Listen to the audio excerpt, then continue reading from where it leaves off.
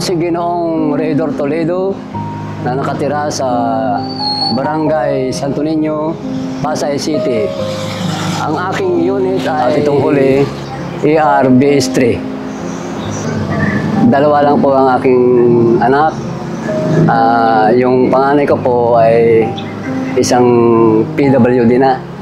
Yung pangalawa, yun po ang nakakatulong sa akin. Sa katulad ko po na 75 years old, sa ano po namin, sa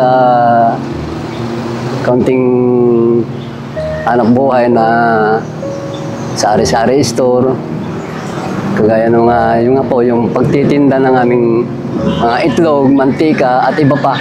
Napakalaking tulong yan. At ginhawa ng mga kasama ko, katulad yung dalawa kong nakikipag-boundary na laking tulong sa kanilang pamilya.